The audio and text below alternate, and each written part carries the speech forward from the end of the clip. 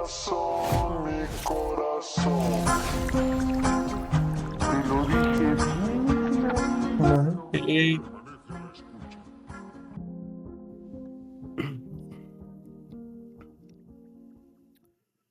This whole deputy shooting that happened is bigger than what we think. I kept thinking about it the other day, and I was like, this has been manifesting for some time now, if you notice. Well, let me just play you what's been going on if you're not familiar with what's going on. Thank you for being here today. It's important to me that today we clarify some rumors that have been spreading regarding how the incident occurred yesterday. It was not an ambush. Our deputy was not ambushed. I'm also here to give you a better, clearer picture as to what actually occurred. Our deputy Jaramillo was dispatched to a traffic crash, a minor traffic crash. He responded as any deputy in this county would, and he handled himself in a professional and tactically sound manner. During his preliminary investigation of the crash, he encountered the subject who was part of the traffic crash case, and there was a verbal dispute that ensued. During that verbal dispute escalated to a physical altercation. He fought with our deputy. And during that fight, he disarmed our deputy of his own service weapon and used it to shoot him multiple times.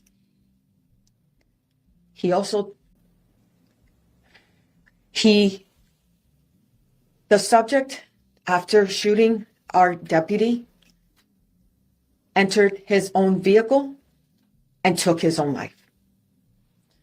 Our deputy, good citizens who did see what happened, called 911. He was not able, and we responded, deputies responded to first aid. He was transported to the hospital where all life-saving measures were taken. And I'm grateful and thankful to the hospital staff who tried their best to save him, but they were unable to. I want to tell you that behind this uniform, we're human beings. And I want to share a little bit with you about Devin Jaramillo. He was a son and he was a brother, but he's also a homegrown hero. He was born in Baptist Hospital, graduated from Killian High School, and graduated magna cum laude from University of Central Florida. He was an athlete, a football player, and he was smart, strong, handsome, and young. And he could have done anything with his professional career, but he chose public service, and he chose to do it in this community to serve us. And he gave the ultimate price in his service. As I said yesterday, this will never be okay. And I ask our community to continue to hold us in your prayers because we need them. Thank you. I'll do it in Spanish. So,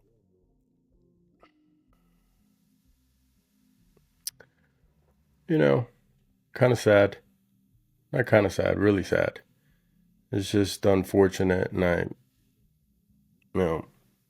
just thinking about it just makes you think about his family, and the whole police department looks like, I watched another video where they were just all lined up together, and it just looked really, really demoralizing for them, because you could just imagine they're out there protecting everyone in that community, and now they're all feeling really unsafe for their livelihood in general. So I was thinking about all this. I'm thinking about the shooting. I'm thinking about the way it went down, because supposedly he came up to the vehicle. They went on a back and forth, and he went for his gun, took the gun from him, and basically shot him to death. And then I guess afterwards he realized, like, hey, you know what? I'm probably gonna end up dead or in prison for the rest of my life. So he killed himself. But the problem's bigger than what it seems like on the surface. So this next part, if you're not Hispanic and you don't live in South Florida, you can skip this. I just want to talk to my people. I want to talk to the ones that grew up where I did, who see what I see. And this is just my opinion. It's just my opinion. Don't shoot the messenger. But growing up in Miami, specifically around Kendall, Hispanic families, we are ambitious. That's a beautiful thing. But it's also a double-edged sword. Why do I say it's a double-edged sword? Our parents wanted the best for us, to give us everything that they didn't have, and they worked like crazy to do it. 2 jobs, sometimes 3. They gave us good homes, nice neighborhoods, and, good schools. But in the chase of that dream, they didn't have time left for us. A lot of times they had to work so much, So a lot of us grew up raising ourselves or being raised by grandparents or nannies or the streets or, una tia or something like that. And when I look back now, I can see the pattern. It's a hard pill to swallow.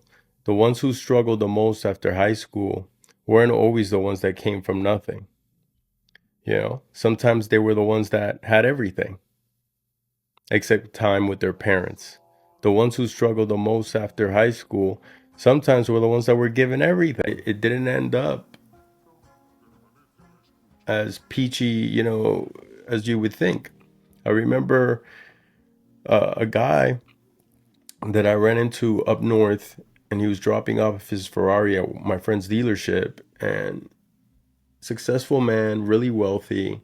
And we got to talking, and he, out of nowhere, he mentions, because he was really good friends with my friend, and he mentioned that his daughter was still messed up, and she was on drugs. And he said, his daughter had everything: the best schools, the best friends, best families around them, but she still got hooked on drugs. So now she was an adult, and he was suffering because of all these things. And being the person that I am, inquisitive, and wanting to make sure that didn't happen to my daughter, because at the time my daughter was like maybe like 2 or 3 years old. I was like, I wanted to find out like what went wrong so I don't make the same mistake, right? So I asked him, I said, what happened? And I said, was it the friends? Was it the school? Was it the area? Like, because I had just moved to the area, so I'm like trying to figure out, like, what is it? What happened here? So I don't go down that same road. And he said, you know what, Bethel? What I learned, he said to me, I gave her everything that money could buy except for me.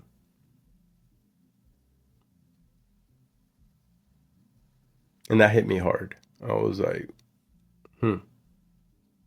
because like all men, I was busting my ass trying to figure it out so I can provide for my family and do whatever I needed to do. Whether it was spending 100 hours a week doing whatever, you're gonna do whatever you got to do. So he told me just like that. He said, you know what? I spent all this time with my businesses, trying to make money, providing, and I gave him the best life. But he said I didn't give him me. And he said, Bethel, spend all your time with your kids, even if it costs you money, even if it costs you business. And he said to me, the reason why is because the worst thing that could ever happen is that you're rich, like I am, but you have nothing left to love. Because once he lost his daughter, like that, he felt like everything around him was worthless. I could see it in his face. I could see it in his eyes. And that story goes, I had another friend that went through a similar experience where he was an anesthesiologist, and he I would invite him to go on vacation, paid vacation, say, spend time with us, do X, Y, and Z. And he couldn't. He would tell me, Bethel, if I do that, I'll lose, the gigs that I got going on. I can't take any time off. But yet his wife was a professional too. She worked all day long. So the kids spent the majority of their day with a nanny, or they spend it in daycare. So by the time they saw their kids, he told me, Bethel, I see my kids for an hour or two at the end of the night. I put them to sleep, wake up, do it again. And on the weekends I work, and, my wife might spend a couple hours with them here and there, but we're just so busy. So, and he ended up passing away at an early age. So he busted his ass, did all these things for these kids. And at the end of the day, the kids grew up without a father regardless. And all that time he could have been spending with them, he spent it, providing, but he spent it, obviously, if he could redo it all again, I'm sure he would have spent it with them and just had a mediocre life. And I see it happening again today, and it's sad. We're still caught in that Miami grind, chasing the lifestyle, the image, the shiny things. But the truth is, your family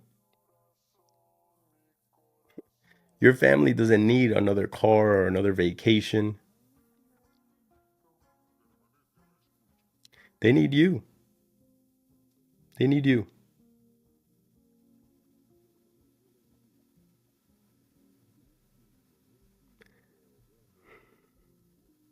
Sometimes the real sacrifice isn't about giving more.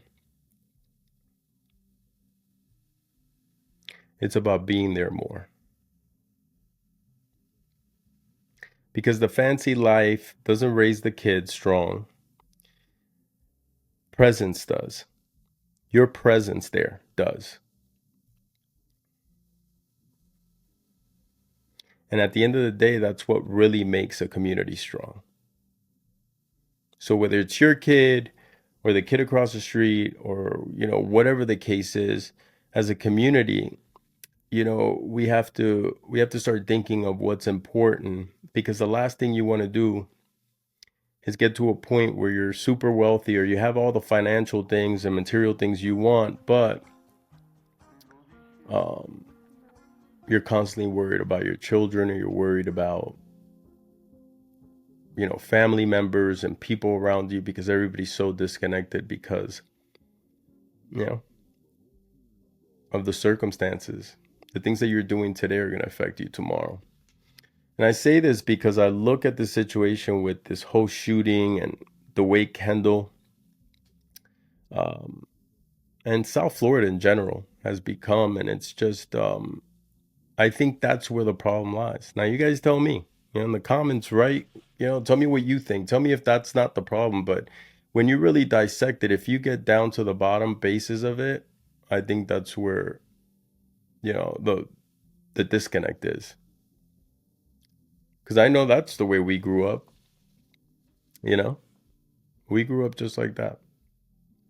So it's unfortunate. Now, a young man lost his life that was a police officer.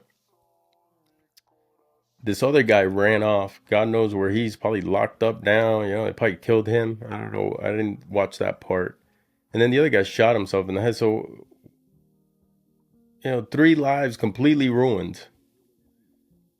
But the root cause of all of that, why this young man, the police officer, got shot and everything, it just goes back to, I bet you if you boil it down and you got down to the principle of who these kids are, or their background or whatever, that would probably be it. I think we're in a disconnected society. And I think we need to start valuing what's important.